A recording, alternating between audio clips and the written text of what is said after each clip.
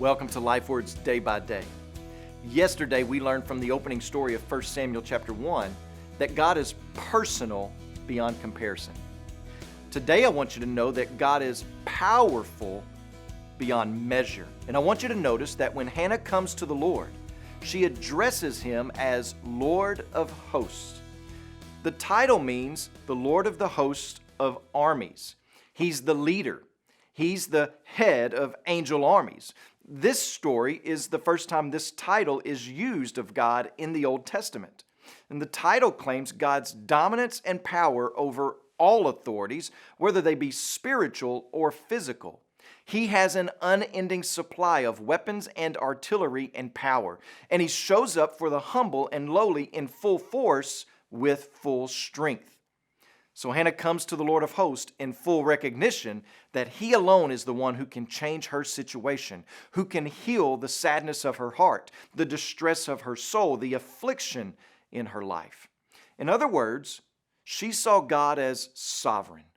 God being sovereign means that he has the authority and power to execute his will.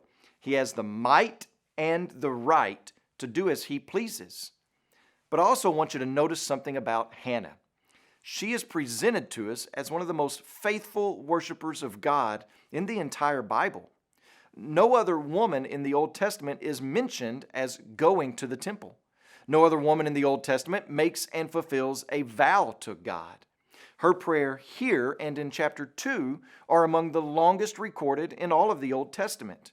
And her prayer mentions the name Yahweh 18 times, which is the most by a woman.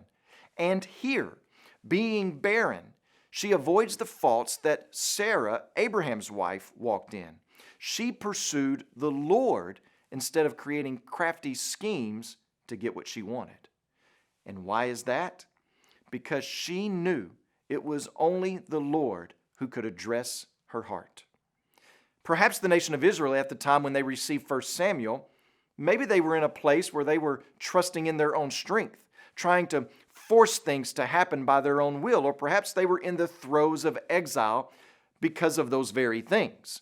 We can't be real sure, but we can be certain that what they are seeing in this passage is a completely humble woman who is laying her life before the Lord of hosts. That much they would recognize. And we should recognize it as well. Hannah had one source to which she ran. She had one hope, the sovereign power of God to address her situation. And you have the same thing as a follower of Christ. You have a sovereign God, a God who has the right and the power to effect change in your life. Today, please pray for David Marroquin and his family, our Changemaker missionaries in Guatemala. And also remember the Grusi Life Word broadcast that's heard in Ghana.